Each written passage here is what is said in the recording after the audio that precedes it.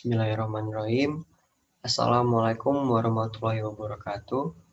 Perkenalkan, nama saya Rizal Haikal Fazahara dengan NIM 2019-05-10-213 dari Program Studi Hubungan Internasional Fakultas Ilmu Sosial dan Ilmu Politik Universitas Muhammadiyah Yogyakarta. Kali ini saya akan menjelaskan tentang ikhtilaf dan mazhab dalam praktek politik Islam demi memenuhi tugas dari pemikiran politik Islam itu sendiri. Baik, kita mulai saja. Ada beberapa faktor penyebab terjadinya ikhtilaf. Yang pertama yaitu tabiat agama Islam. Sumber hukum Islam mempunyai sifat mansuh, alai dan maskut anhu, Muhammad dan mutasyabihat, qat'iyah dan zaniyat, syari dan muawal. Ada pula tabiat bahasa secara Arab, yang mana lafaz bahasa Arab cenderung mushtarak, ada yang majas, ada yang bersifat khas, alam, ada yang raji dan marjuah. Lalu faktor yang lain terdapat tabiat manusia, yang dimana kondisi masyarakat yang tentu saja berbeda-beda, terlebih dalam hal sifat dan psikologisnya juga tentu saja berbeda. Terdapat juga tabiat alam dan kehidupan, di mana corak topografi, geografi, iklim, dan cuaca di dunia ini tentu saja berbeda-beda. Maka penyikapannya pun akan berbeda juga. Masuk kepada pembagian perioderisasi perkembangan pemikiran Islam. Yang pertama, perlu kita ketahui bahwasanya bahasan ini tidak terlepas dari bahasan-bahasan berkenaan dengan sejarah persyariatan Islam, atau biasa disebut tarikh al-tashri'i Islami. Yang kedua, apabila demikian, maka pada dasarnya telah muncul pembagian perioderisasi perkembangan pemikiran Islam berdasarkan konsep sejarah. Ahli Jumah mengatakan bahwa ulama seolah hampir menyepakati dengan adanya 6 periode sejarah ini. 6 periode sejarah persyariatan Islam diantaranya terdapat dalam karya Al-Mahdal. Ahli Jumah menyebutkan 6 periode tersebut sebagian berikut. Yang pertama, periode kenabian yang dinyatakan sebagai periode Nas. Yang kedua, periode Khulafa al-Rasyidin, yaitu periode transfer nas dari Rasulullah SAW kepada para sahabat, ketetapannya dan jihad pada persoalan-persoalan baru periode ketiga yang mulai dari berakhirnya Khulafa al-Rasyidin sampai abad kedua Hijriah. Lalu masuk ke periode yang selanjutnya, di mana periode keempat dimulai dari 101 Hijriah sampai 310 Hijriah. Lalu periode kelima yang dimulai dari pertengahan abad kelima Hijriah sampai runtuhnya Daulah Abbasiyah di Baghdad tahun 656 Hijriah atau 1258 Masehi. Lalu periode ke-6 yang dimulai dari runtuhnya Baghdad sampai saat ini. Lanjut kepada pemikiran politik Islam klasik. Ya, di mana peranan negara menduduki posisi sentral dalam keberlangsungan Islam. Keberadaan negara sendiri sebagai penjamin terlaksananya syariah atau hukum Islam. Corak pemikiran politik Islam klasik ini sendiri meliputi 3 hal. Yang pertama, terdapat pengaruh signifikan dari pemikiran Yunani, terutama Platoisme, yang tampak menonjol di masa dinasti Abbasiyah. Yang kedua, yaitu umumnya memberikan legitimasi terhadap status quo. Dan yang terakhir, menampilkan bentuk yang idealis daripada yang lebih operasional. Baik, lanjut ke dalam manajemen kenegaraan dalam pandangan politik pemikiran Islam klasik. Yang pertama, dari pendekatan sentralisme Khalifah Al-Farabi dan Ibnu Sina, yang mana khalifah sendiri harus dipegang oleh seorang filosof. Namun Al-Ghazali berkata, baiknya negara tergantung pada khalifah. Jika khalifah baik, maka negaranya tentu saja akan baik juga. Lalu yang kedua ada pendekatan institusionalisme. Imam Al-Mawardi menjelaskan, yang paling penting dalam pengelolaan negara adalah struktur dan fungsi kelembagaan, yakni kepala negara atau yang biasa kita sebut khalifah, dan yang memilihnya ahlul ikhtiar. Jadi sebuah negara ini akan terlihat lebih baik lagi jika kita memilih khalifahnya dengan baik. Dan yang terakhir, pendekatan secara organisme.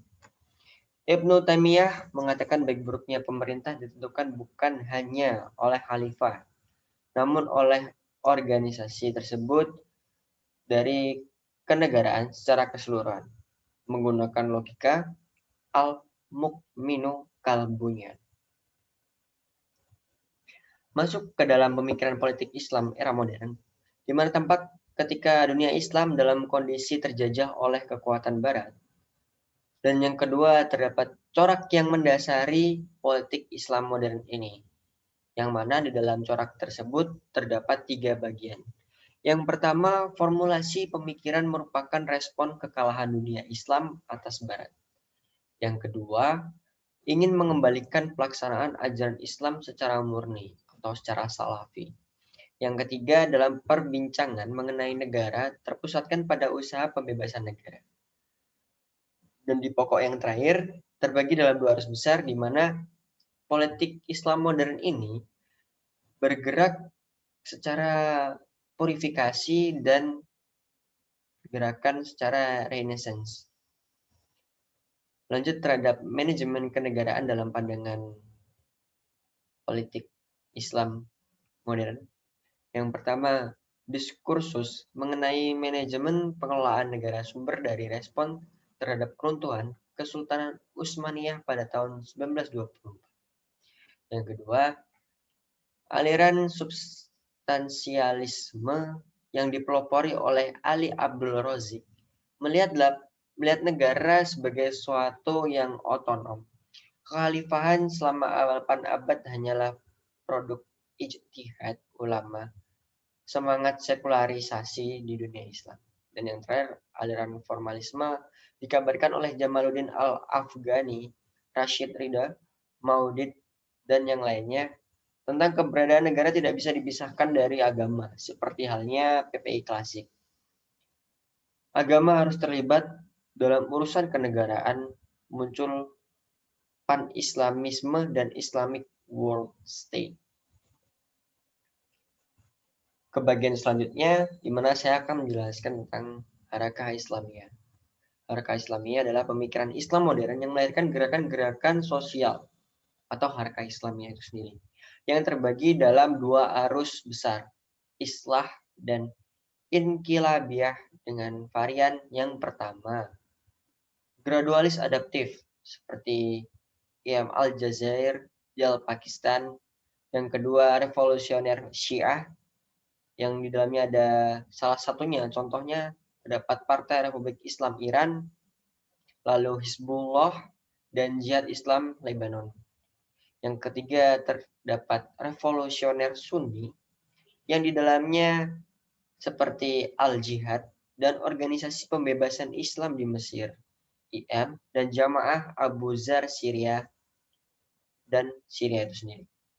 Yang keempat, Mesianis, primitif,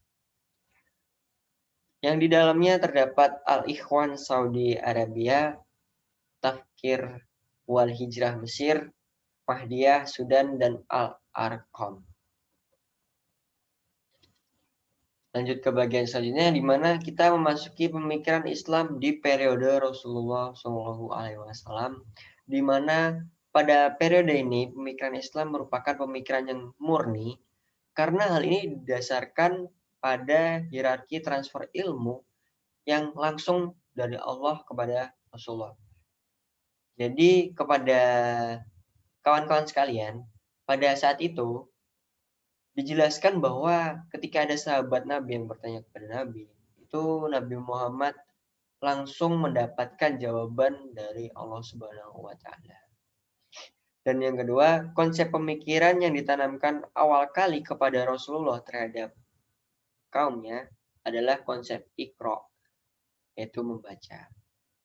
Kita bacalah. Dan ini terdapat dalam Quran surat Al-Alaq ayat 1 sampai 5. Lalu yang terakhir, pada periode ini praktis tidak ada perbedaan pertentangan terkait hukum maupun teologi, karena hal ini dikarenakan Rasulullah SAW sebagai sentral ilmu. Seperti yang saya jelaskan tadi juga, apa yang ditanyakan kepada Nabi Muhammad oleh sahabat, maka akan dijawab, dan jawaban itu adalah jawaban yang langsung diberikan oleh Allah Subhanahu wa Ta'ala. Penerapan Islam di Iran. Sebagai salah satu contoh, saya mengambil Iran, di mana Iran merupakan negara yang mengenal sistem teokrasi, yaitu teologi dan demokrasi. Konsepsi politik Islam yang khas yang disebut dengan wilayah al-faqih, dan melalui konsep inilah Imam Khomeini berhasil mengintegrasikan secara utuh teologi dan politik. Sistem pemerintahannya yang menghadirkan satu pemimpin di atas badan eksekutif, legislatif, dan yudikatif. Ini membuat pemimpin tertinggi Iran sekarang adalah Ali Khamenei. Dia berhasil karena usahanya dalam konsepsi mengintegrasikan utuh teologi dan politik. Lalu di sini saya mengambil dari peran politik Islam dalam Muhammadiyah, karena saya mahasiswa dari Universitas Muhammadiyah Jakarta, tentu saja tidak luput untuk memasukkan Muhammadiyah dalam peran politik Islam. Yang pertama, sebagai reformis keagamaan yang dimana melakukan gerakan memurnikan agama Islam yang dengan memberantas tahayul, bid'ah, dan hurafat. Ini sudah menjadi pelajaran dari SD ketika teman-teman yang sedang mendengarkan ini ingin terjun ke dalam Muhammadiyah, akan dijelaskan bahwa Muhammadiyah ini berusaha sekali dalam memberantas tahayul, bid'ah, dan hurafat. Lalu sebagai kekuatan politik yang dapat memberikan pengaruh bagi pemerintah dan negara. Ya, seperti yang kita tahu sendiri, banyak tokoh-tokoh Muhammadiyah yang ikut turut serta dalam pemerintahan dan membantu terintegrasinya negara Islam di Indonesia ini. Dan yang terakhir, sebagai pelaku perubahan sosial yang bertujuan memodernisasi umat Muslim Indonesia agar terangkat dari ketertinggalannya dalam mencapai tempat terhormat di dunia modern, di mana Muhammadiyah bercita-cita untuk mencerdaskan bangsa dan membuat para kaum atau umat Muslim di Indonesia ini mencapai tempat yang terhormat di era modern ini. Baik, mungkin itu saja yang saya sampaikan. Selebihnya mohon maaf. Wabillahi taufiq wal hidayah. Wassalamualaikum warahmatullahi wabarakatuh.